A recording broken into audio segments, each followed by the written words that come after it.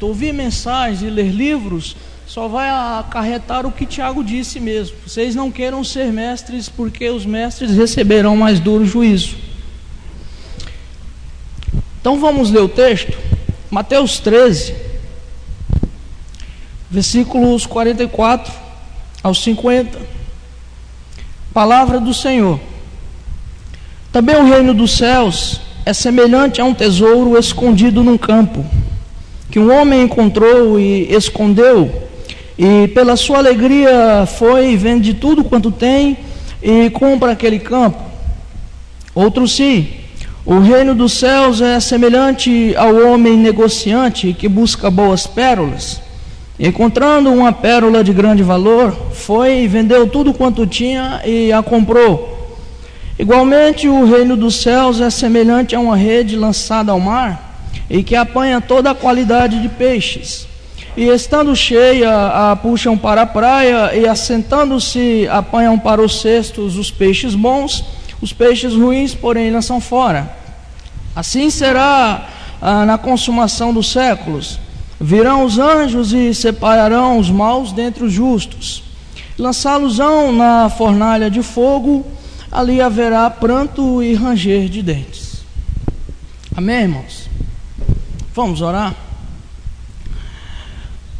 Querido Deus, o Senhor é bom, a sua palavra não volta vazia, o seu evangelho é a tua direção para nós, Senhor, é o caminho da salvação que nos leva a Cristo.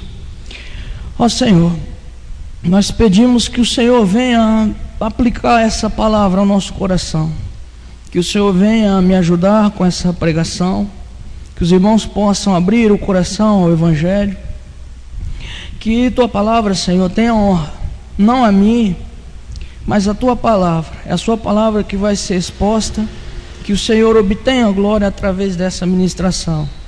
Senhor Deus, eu oro pela vida do Everson, o pastor dessa congregação, que também está em outro lugar.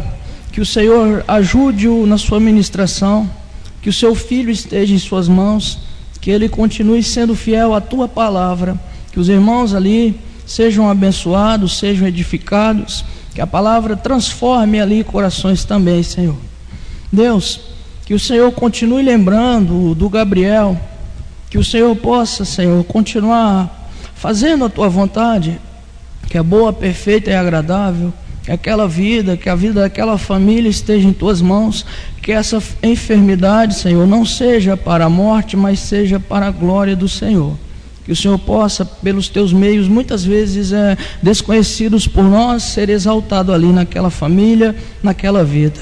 No demais, Senhor, abre o coração dessa igreja, abre o meu coração, quebra o nosso orgulho, esmiuça nossa altivez de espírito, para que nós possamos estar pobres de espírito para ouvir teu evangelho.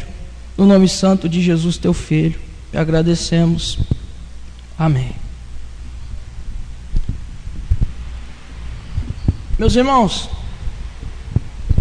quando eu olho para esse texto que eu li,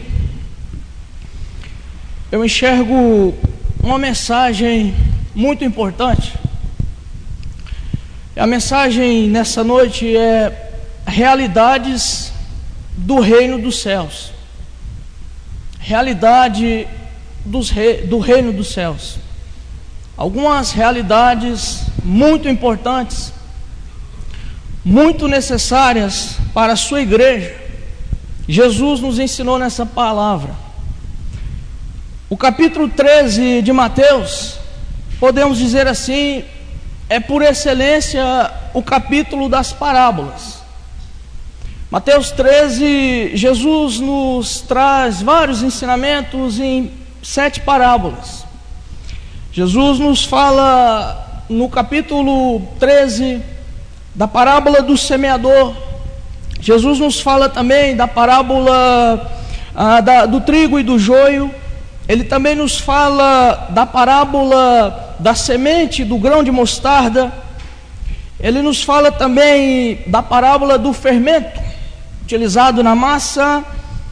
e nos fala dessas 3 parábolas que eu li nesse texto: a parábola do tesouro escondido no campo, a parábola da pérola de grande valor e a parábola da rede de pesca atirada ao mar. Em todas essas parábolas, Jesus nos traz realidades imprescindíveis. Mas, como o Evangelho é riquíssimo, inesgotável, eu vou me ater a esse texto que eu li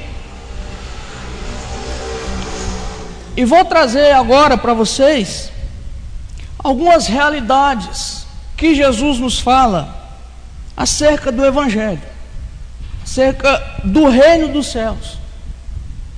Então eu convido você a perguntar comigo nesse texto: que realidades Jesus nos ensinou nessas parábolas, nesse texto? Que realidades importantes são essas? Eu quero considerar com vocês a primeira realidade que eu encontro nesse texto. É que Jesus nos ensina sobre o supremo valor do reino dos céus. O supremo valor. Jesus nos ensina nessas parábolas, nessas 2 parábolas, que o reino dos céus deve ocupar, deve ter, deve ser aquilo que é mais importante na nossa vida. Tudo. O supremo valor da vida não vai consistir naquilo que nós planejarmos. O supremo valor da vida, irmãos, não vai consistir naquilo que nós vamos traçar, talvez, para o nosso futuro. O supremo valor da vida não vai consistir, talvez, em projetos, talvez em trabalhos, talvez em valores emocionais, mas o supremo valor da vida é o reino dos céus, Jesus diz. E observem vocês que na primeira parábola, no versículo 44, ele diz que o reino dos céus é como um tesouro escondido num campo. E na segunda parábola, ele diz que o reino dos céus é como se fosse a pérola de grande valor que o colecionador, que o negociante de pérolas encontrou. Nessas 2 parábolas, ele nos leva à realidade de que o reino dos céus deve ser primazia em nossa vida. Deve ser o tudo em todos os cristãos. O tudo. O reino dos céus, ele jamais poderá, se está sendo, não deve ser secundarizado na nossa vida. O reino dos céus jamais pode ser colocado em última instância na nossa vida. Meus irmãos, nós jamais podemos tratar o reino dos céus, e aqui eu quero coisificar isso, os deveres santos, tudo aquilo que abrange o reino dos céus. Nós jamais poderemos, diante de Deus, pegar as coisas de Deus e separar para o último lugar na nossa agenda. Nós não podemos fazer isso, Emerson. Jesus ensinou, e a Escritura estava sendo preparada, e as primeiras igrejas estavam sendo formadas, e os alicerces Jesus fez questão de lançar. O reino dos céus deve ser superior a tudo na vida da igreja, na vida da igreja.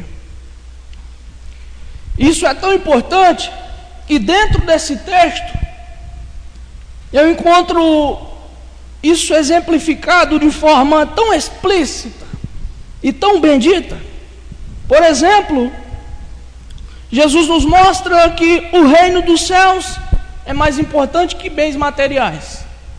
Você fala, é óbvio na sua cabeça, mas e na vida? E na prática? O reino é mais importante que bens materiais, que bens terrenos, que conquistas humanas. É mais importante. E vejam vocês que Jesus poderia usar outra parábola. Mas Jesus usa uma parábola que trata de riquezas. Ele não poderia tratar com parábolas sobre comida, por exemplo. Mas ele trata com coisas materiais. E notem vocês que Jesus, ele tem esse desejo. E Jesus sabe mais do que ninguém o perigo dos bens materiais. O perigo de da sua igreja se tornar materialista. E vejam vocês que ele diz que o primeiro homem encontrou o tesouro no campo. E ele diz que aquele campo custava caro. Porque ele diz, o homem vendeu tudo que tinha. Vendeu tudo. Tudo. A mesma coisa, ele enfatiza, ele reedifica o alicerce, ele reforça a sua frase e ele fala da pérola de grande valor. E ele diz, o homem tinha outras pérolas.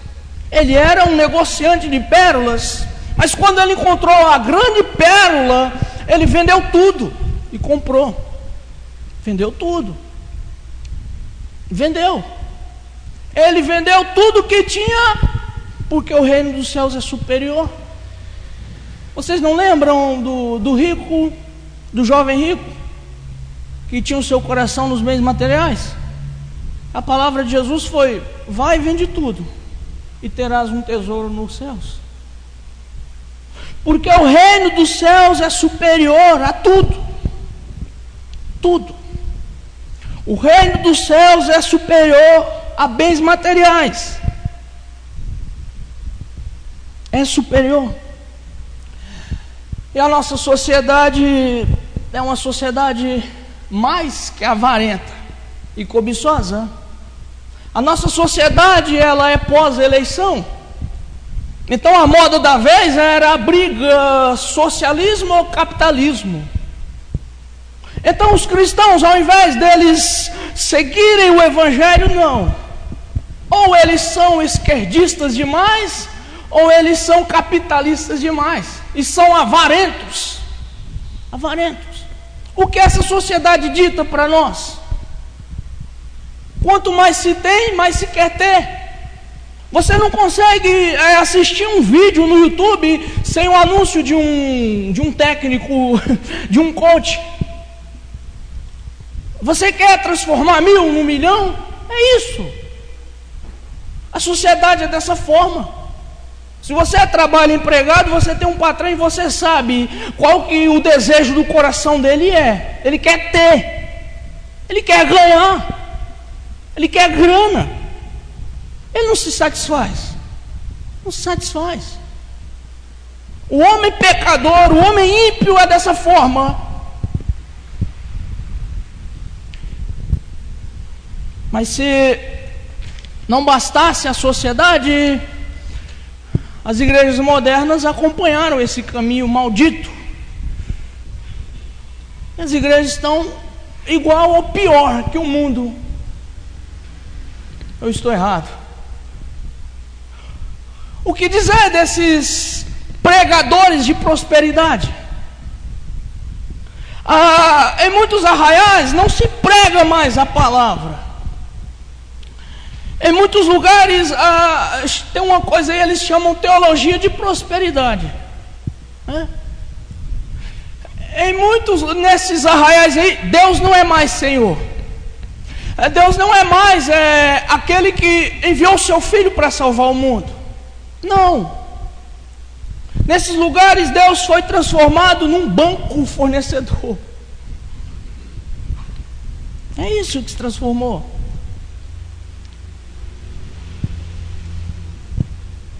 Esses lugares onde essas sanguessugas, em nome de Deus, em nome da fé, estão pedindo, estão exigindo a torto e a direito dinheiro. Eu acho que eles não leram Mateus 5, 24, Mateus 6, 24. Não podeis servir a Deus e as riquezas. Eles não leram. E se leram, não representa nada para eles. Mas Jesus disse que o reino dos céus é mais importante que bens dessa vida. É mais importante. É mais importante. E eu quero estreitar o laço, porque é muito fácil nós olharmos para o mundo e enxergarmos. É evidente que o mundo é assim. Eles não conhecem a Deus, não têm o Evangelho, então eles são assim. É evidente que esses arraiais aí, evangélicos, intitulados evangélicos, são assim, é evidente. Mas eu quero estreitar o laço aqui. Eu quero trazer essa palavra para nós, para mim e para você. Deixa eu perguntar para vocês, essa pergunta é minha também, para mim. Pelo que vocês estão trabalhando na vida? O que vocês estão pensando da vida? No que vocês pensam que consiste a vida? Pelo que vocês trabalham dia e noite? Acordam cedo, vão dormir tarde. Alguns dormem 6 horas, 5 horas, madrugam. Alguns vão responder pelo pão de cada dia, é óbvio. Alguns vão dizer, para garantir o sustento da minha casa. Outros dirão ainda para pagar o carro, que eu parcelei em 48 vezes. Vou pagar 5 carros quando terminar. Outros dirão que comprei um terreno. Outros dirão, abri uma empresa, abri meu negócio, preciso pagar, liquidar minhas finanças. Tudo bem. Essas coisas, elas são importantes. Mas, e o reino? E o reino dos céus? E o reino de Deus? Alguns vão dizer assim, não, mas Jesus sabe que esses bens da vida são necessários e essenciais. Sim, ele sabe disso. Ele sabia disso, inclusive, quando ele disse para Marta, Marta, Marta, você está fadigada com muita coisa, Maria escolheu a certa. Irmãos, é possível que você seja um bom cidadão, é possível que você pague suas contas de forma correta, mas se você é um bom cidadão, se você paga suas contas de forma correta, mas você negligencia o reino de Deus, você está errado. Você está errado.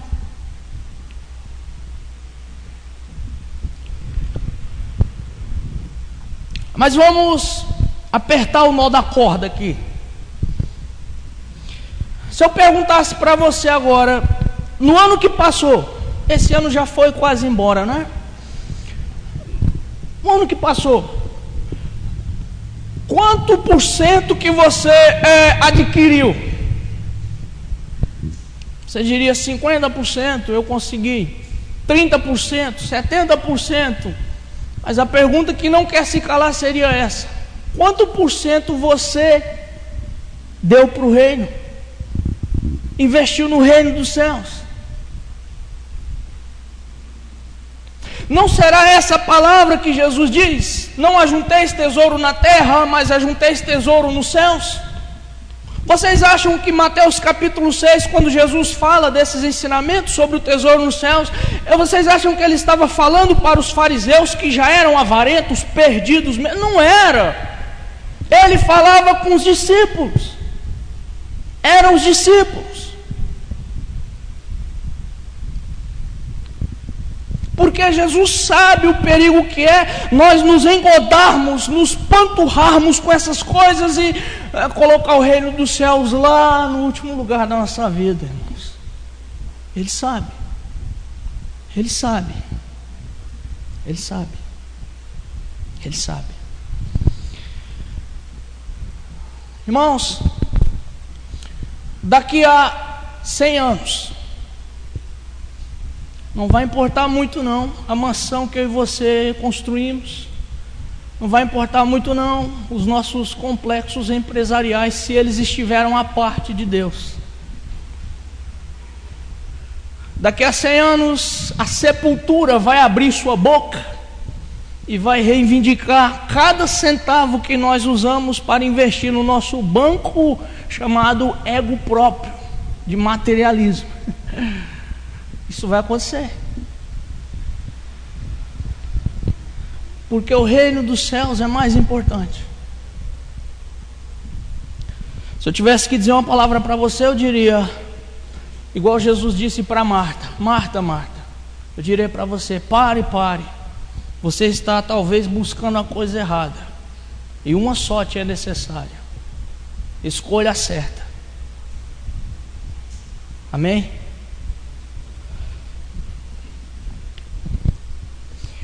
Mas Jesus, ele mostra que o reino é superior, e ele enfatiza isso, porque ele diz que o homem que vendeu tudo, está aí no versículo 44, ele diz que o homem não fez com cara amarrada. Ele não diz que o homem foi lá e fez aos trancos, na pressão. Ninguém pressionou aquele homem para ele vender tudo o que tinha e comprar o tesouro. O texto diz: pelo seu gozo, pela sua alegria. Pela sua alegria. Jesus é detalhista. Se fosse para ser feito de qualquer forma, se fosse na base da pressão, se Jesus tivesse dito a parábola, vieram os guardas e disseram para ele: ou você vende, compra, ou você morre, estava aí no texto. Porque aí Jesus estaria exemplificando um avarento ingrato que deu a base da vida ou morte. E Deus não quer isso. A Bíblia diz que o homem fez pela sua alegria, pelo seu gozo. Ele não vendeu triste, cabisbaixo: não vou aguentar, não consigo mais dormir, é muita pressão, eu vou me desfazer e vou comprar o campo, eu vou adquirir o tesouro na base da pressão. Não! Ele se alegrou, ele fez por alegria, porque o reino dos céus é alegria, é gozo. Não seria por isso que o apóstolo Paulo diz que o reino de Deus não é comida, não é bebida, mas é justiça, paz e alegria no Espírito Santo. Paz. Esse homem, quando ele encontrou o tesouro, ele foi completo, feliz, felicidade, satisfação, coisas que bens terrenos não nos darão. Coisas que jamais um amor de uma esposa dará, coisas que jamais um filho dará, coisas que falsas religiões, que falsos deuses, sejam eles de estátua ou em carne, não nos darão. Nós só teremos e só temos a verdadeira satisfação e a verdadeira alegria em Cristo. Cristo. Se você não se satisfazer, se você não for feliz, se você não encontrar felicidade em Jesus, você vai viver triste para sempre. Porque o reino dos céus é alegria, é gozo na alma. Jesus disse: pelo seu gozo, ele vendeu tudo o que tinha e comprou o campo. O que Jesus queria dizer era que esse homem era como se ele fosse a procura de Deus. Tem até títulos assim: a procura de Deus. É errado, porque o homem não vai a Deus, Deus vem ao homem. Mas vamos exemplificar. Mas ele pegou tudo que ele tinha. Ele disse: eu encontrei. Ele foi, vendeu tudo e comprou. Tudo. Encontrou. Reino dos céus é alegria. Alegria no Espírito Santo. É por isso eu vejo que Paulo em Filipenses 4:4 ele diz: alegrai-vos sempre no Senhor. E outra vez eu digo: alegrai-vos. Paulo sabe que os cristãos passam dificuldades, não sabe? Paulo não sabe que os cristãos têm lutas, que os cristãos têm tribulações na vida, principalmente nos seus dias, perseguição pelo Império Romano. Ele estava na cadeia quando ele escreveu.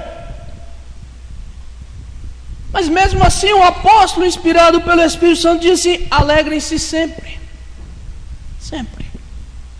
Significa que mesmo nas maiores perturbações da nossa vida, o Espírito Santo nos dá alegria, nos dá gozo, nos dá completa satisfação. Porque, irmãos, quando nós priorizamos, quando nós colocamos o reino dos céus como o bem supremo da nossa vida, não vai nos faltar felicidade, não vai nos faltar alegria, não vai nos faltar, não vai faltar. O reino dos céus é o bem supremo da nossa vida. Essa é a primeira realidade que eu vejo. Mas eu enxergo Jesus falando outra tremenda realidade nesse texto, que é que o reino dos céus envolve sacrifício. O reino dos céus envolve sacrifício. E prestem vocês atenção, por favor, que Jesus diz: o homem vendeu tudo. Depois ele diz: vendeu tudo e comprou a pérola. Vendeu tudo. Pergunto para você: se você fosse o homem dessa parábola, você venderia tudo pelo reino? Isso é sacrifício. A pessoa agora vai lá, vende sua casa, vende lá o que você tiver, vende lá seus passarinhos, vende lá o que você tiver e compra o tesouro. Sacrifício. Sacrifício. Reino dos céus é sacrifício. Esses personagens exemplificados na parábola fizeram um sacrifício pelo reino. Sacrifício. E não é fácil falar dessas palavras assim hoje em dia, porque a igreja moderna, ela quer ouvir tudo, menos sofrimento, menos aflição, menos sacrifício. E é óbvio que a primeira objeção que nós enfrentamos quando se fala de sacrifício, alguém já vai dizer assim: ah, mas nós não somos salvos por graça. Que sacrifício? O sacrifício já foi feito por Jesus. Por que eu tenho que fazer? Alguns usam até essa frase: sacrifício de tolo. E é verdade isso. É verdade que Jesus já pagou nossos pecados. É verdade que Jesus já nos comprou. É verdade que nada do que eu faça, que o Rodrigo faça, que o Emerson faça, que o Júnior faça, vai significar nada em relação ao que Jesus fez por nós. Mas a outra verdade também é verdade, de que a graça de Cristo nos leva ao sacrifício. Graça que não produz para o reino não é graça.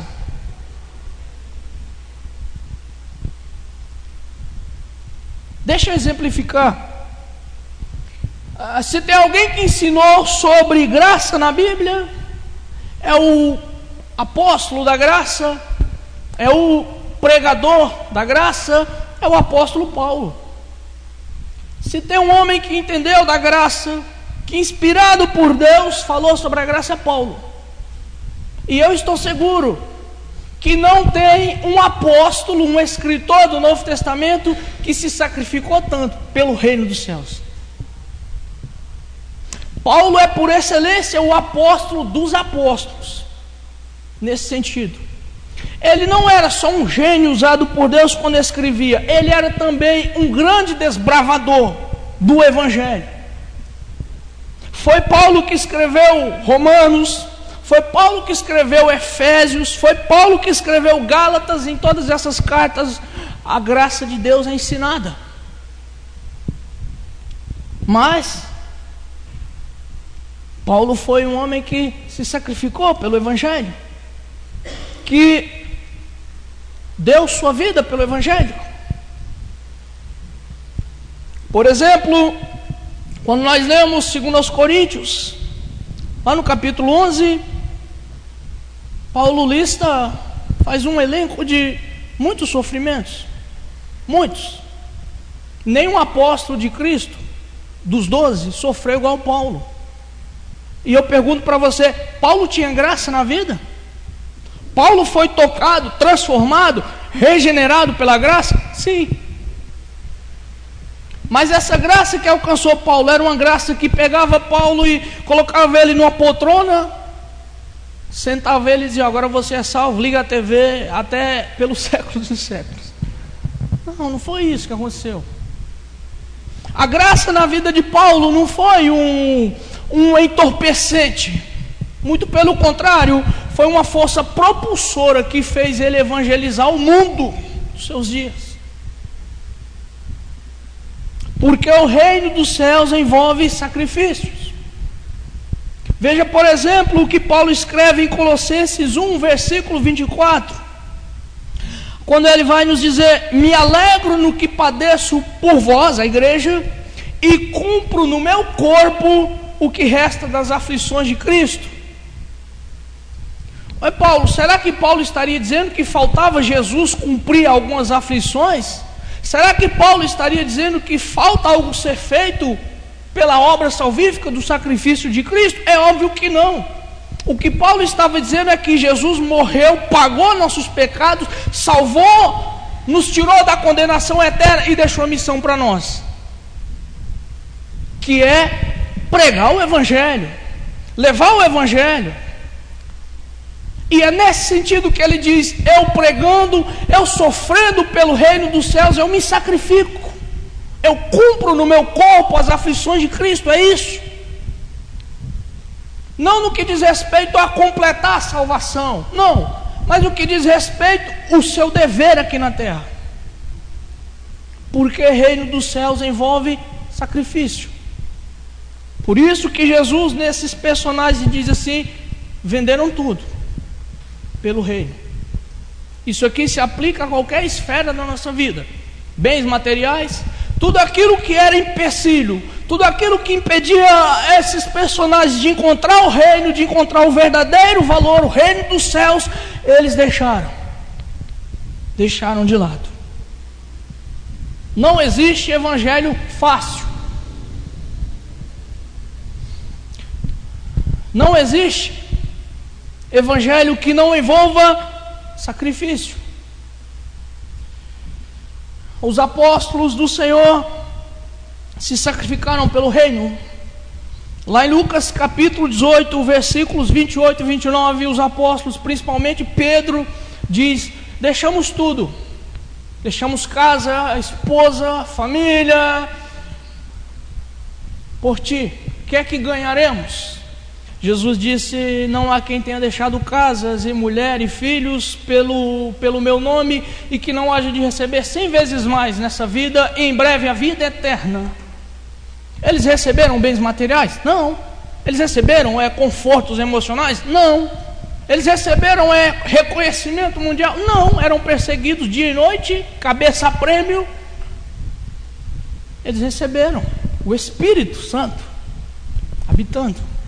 Isso é 1000 vezes mais do que bens materiais, não é?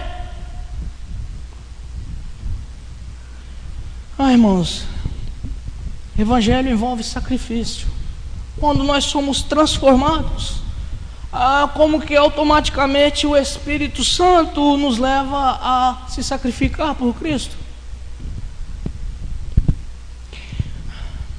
Quando mesmo Paulo, em 1 Coríntios capítulo 4, versículo 13, chega a dizer dele e dos apóstolos, missionários, pregadores do Evangelho, ele diz: até o presente temos chegado a ser considerados o lixo desse mundo e a escória para todos. Isso é sacrifício ou não é? Paulo, onde estão, Paulo, seus bens? Onde estão seus valores familiares? Onde está o nome de sua família, sua reputação? Para Paulo estava tudo sepultado. Por isso que em Filipenses 3 ele diz assim: todas as coisas, que coisas? Minha herança judaica, meus bens, minha família, meu bom nome que meu pai me deixou, tudo isso eu reputo por esterco para que eu possa ganhar Cristo. Cristo, irmãos, Cristo. Cristo. O apóstolo da graça disse que o evangelho é sacrifício. E Jesus mostra nessa parábola que é sacrifício. Em Mateus capítulo 11, versículo 12, Jesus diz: o reino dos céus é tomado à força. Força. E alguém novamente dirá: mas não é graça? Sim, é graça que leva a fazer força. É graça que enobrece o metal. Não é graça que enverga, é graça que ergue.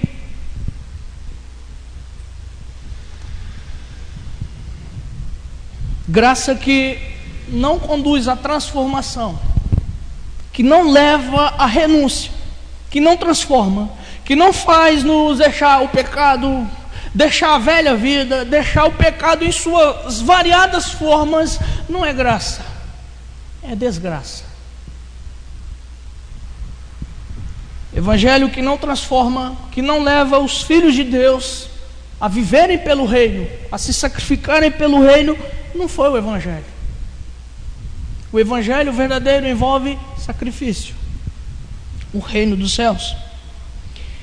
Quando eu olho para a história da igreja, quando eu vejo os grandes vultos da fé cristã, todos eles, os missionários, os mais usados pregadores do passado e do presente, todos eles se sacrificaram pelo evangelho. Nas palavras do missionário inglês William Carey, um famoso sermão, ele disse assim: se espera grandes coisas de Deus, sacrifique grandes coisas por Deus.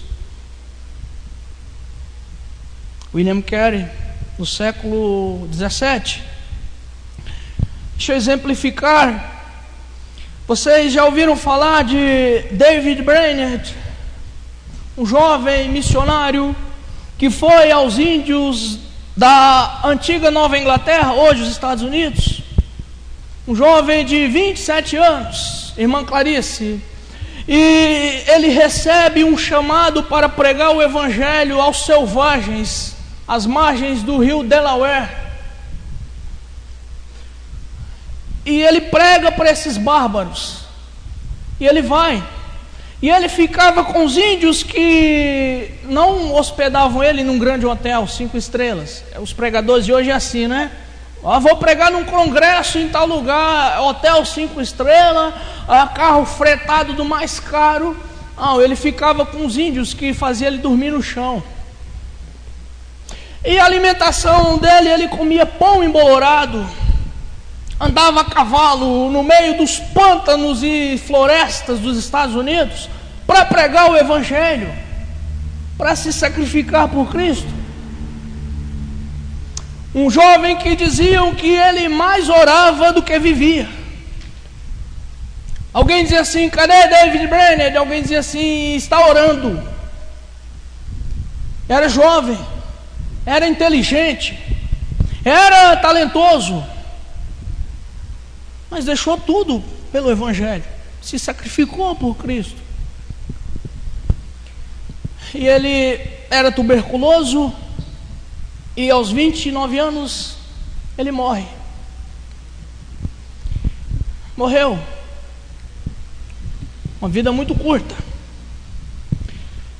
Essa palavra me faz pensar, porque o que importa não é o tanto que vivemos, mas é como nós vivemos.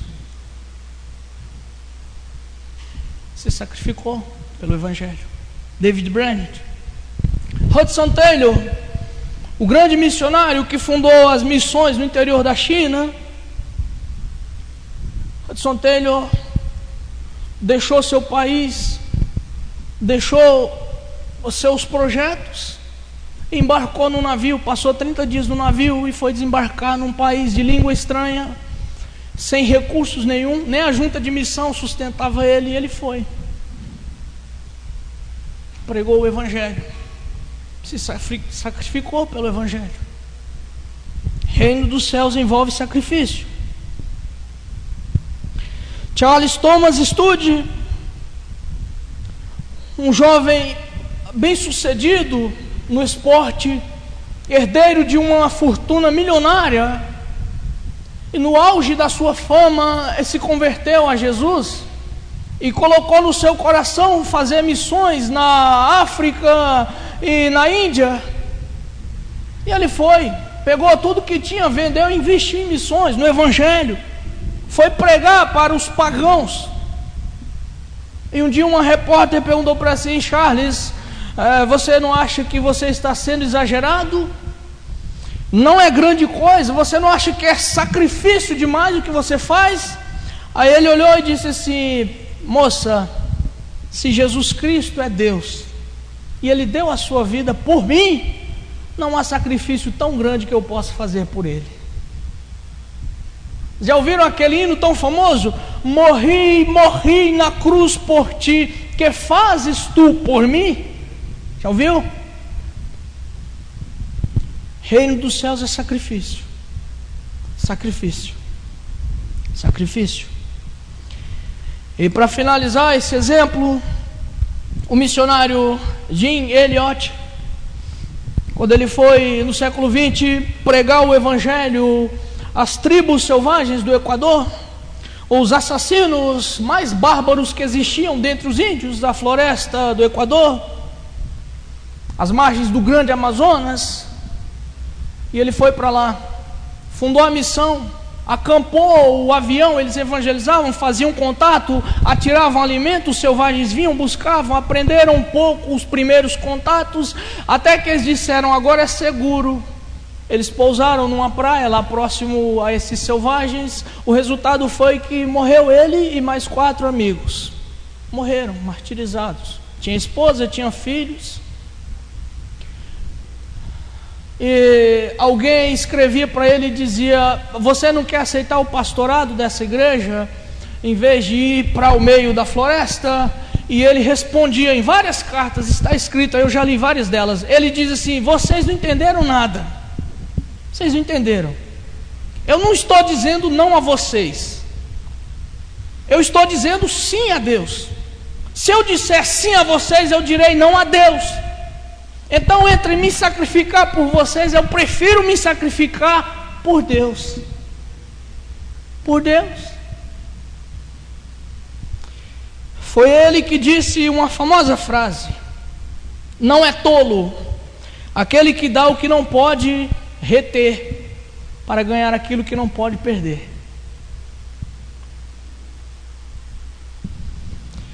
Sacrifício, irmãos.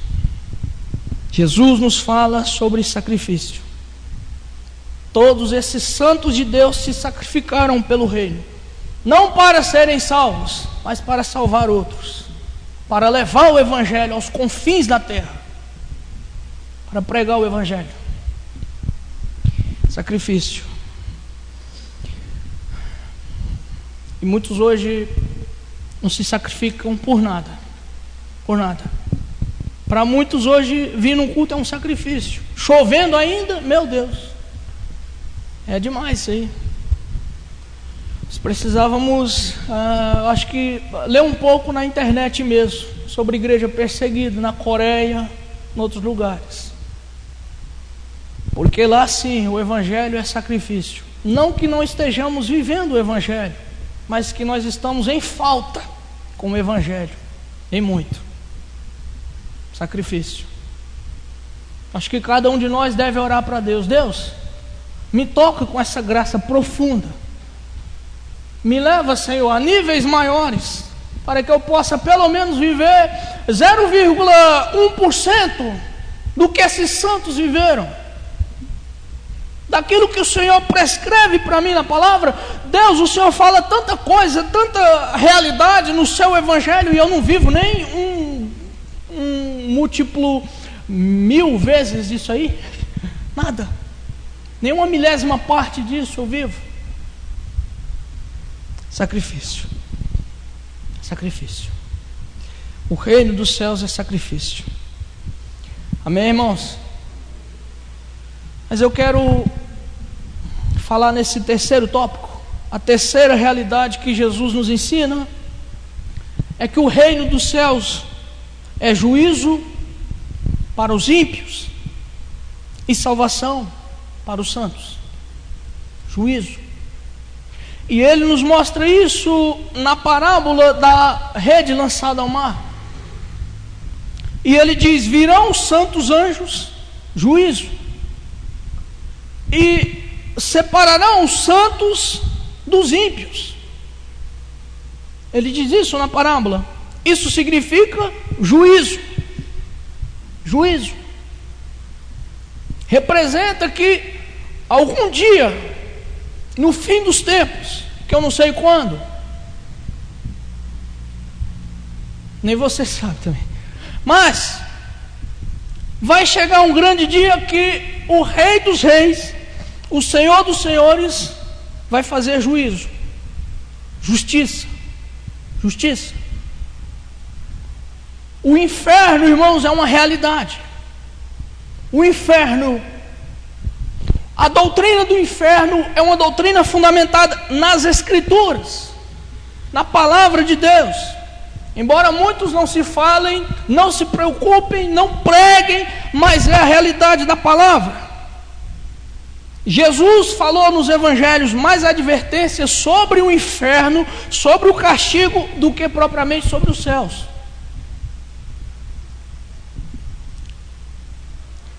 Isso concorda, esse texto, com Apocalipse 14, quando João vê uma imagem e ele diz assim, que os anjos saíram a ceifar, a fazer a colheita, tal qual Jesus disse aqui. Juízo, separação. O inferno é uma realidade indiscutível da Bíblia. Por exemplo, Jesus disse em Mateus 23, versículo 23, ele disse: raça de víboras, como vocês escaparão da condenação do inferno? Jesus disse isso também em Mateus 25, 41. Apartai-vos de mim, malditos, palavras de Jesus, para o fogo eterno preparado para o diabo e seus anjos. O inferno é uma realidade.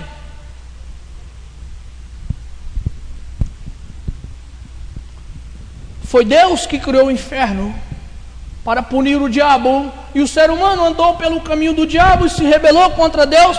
Se não se arrepender, vai para o inferno, vai ser castigado. Isso é trágico, porque vai contra algumas ideias sensacionistas atuais. Isso vai contra, por exemplo, a ideia do universalismo, que crê que no final todos serão salvos. Todos não serão salvos. Se todos serão salvos, pode rasgar a Bíblia, porque a Bíblia mente. Se a Bíblia mente, ela não pode ser a palavra de Deus. Ah, mas eu creio que todo mundo é salvo. Então você não é cristão, porque você não tem a Bíblia.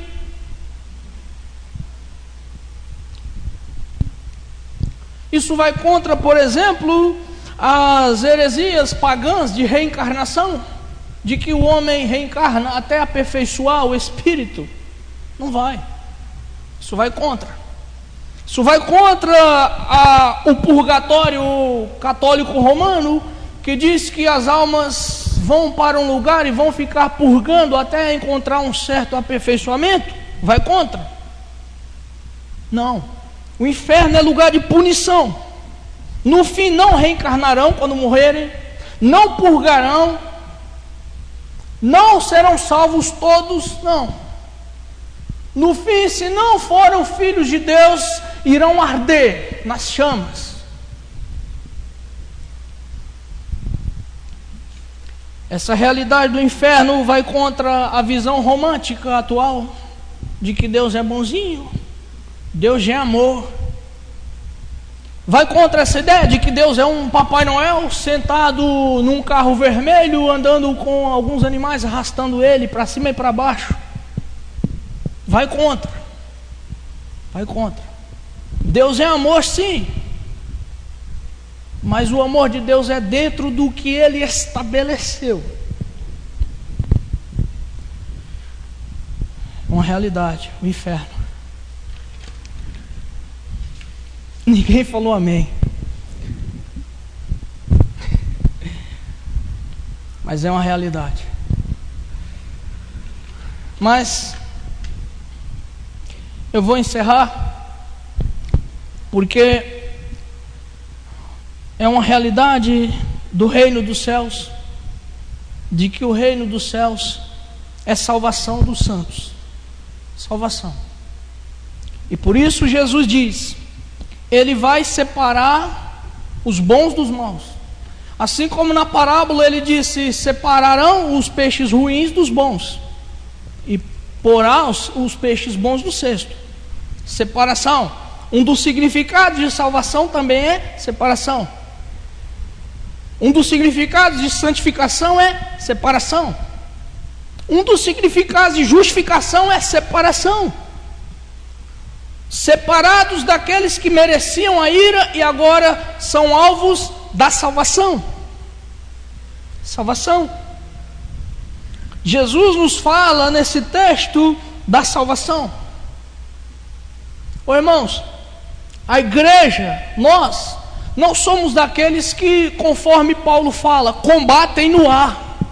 Nós não estamos correndo em vão. Nossa caminhada, ela não é sem destino. Nós não estamos caminhando para um abismo, nem para um buraco sem fim.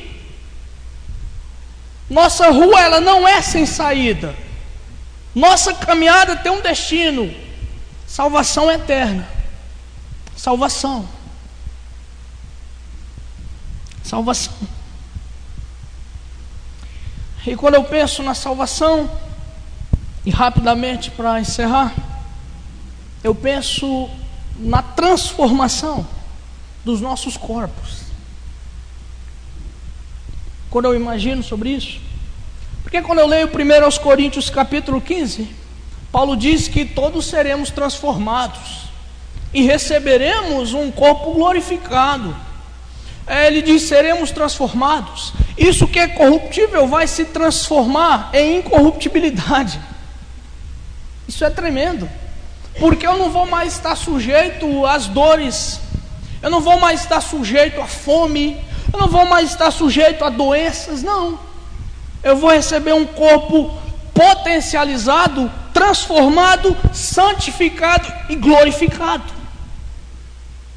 para estar com meu Deus, meu Senhor Jesus, glorioso.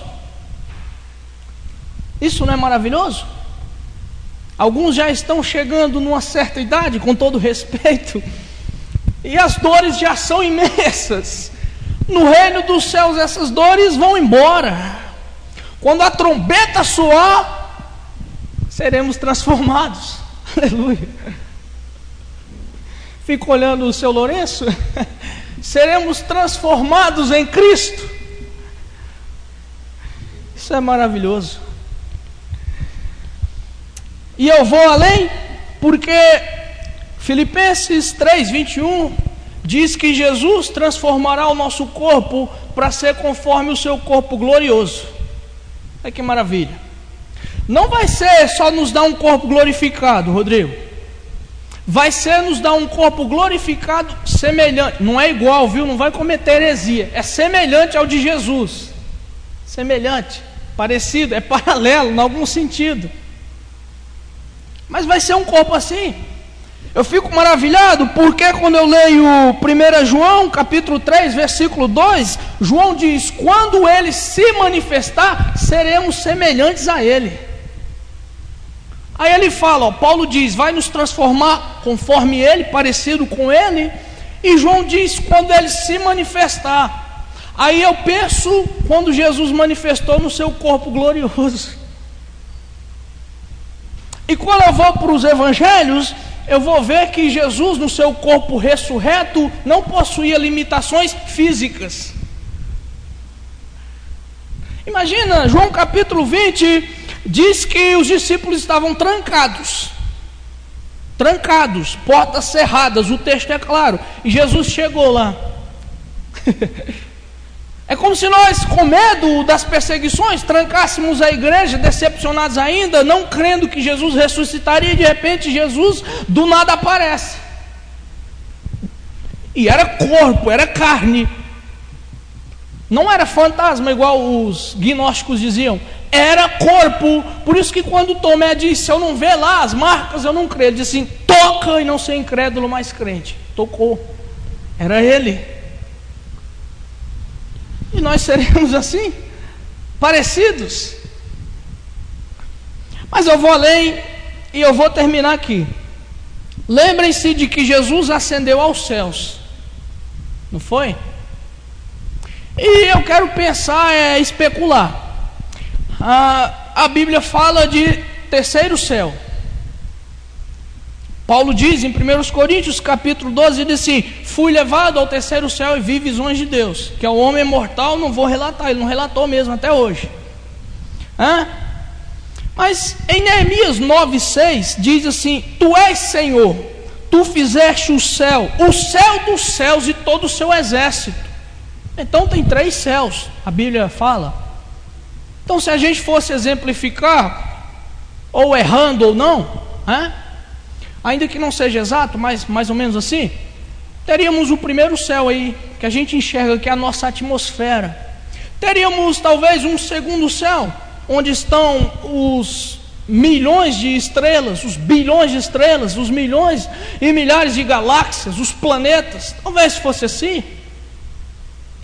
Mas então agora Deus estaria numa dimensão sobrenatural, supernatural, o terceiro céu, acima deste universo aí que nós alcançamos com aparelhos, com satélites, com máquinas, certo?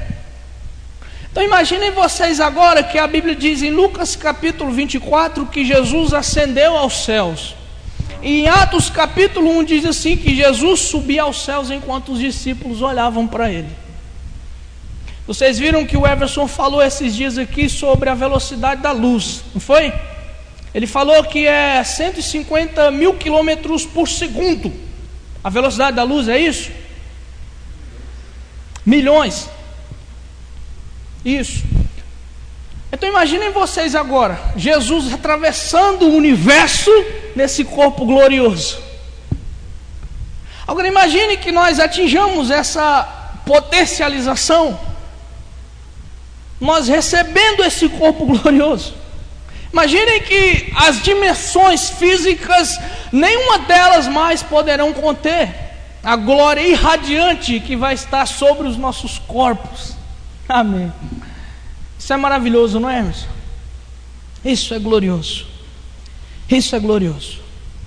E é por essa razão eu penso que quando João chega em Apocalipse 21:4, ele diz que não tem mais lágrimas, não tem mais morte, não tem mais tristezas, não tem mais clamor. Tudo se fez novo. Ele está descrevendo a cidade santa, os filhos de Deus já transformados, glorificados. Essa é uma realidade do reino dos céus. O que nos aguarda é uma salvação eterna, sublime, maravilhosa. Isso é o reino dos céus, irmãos. Amém? Eu quero orar, nosso tempo já... Vamos ficar de pé?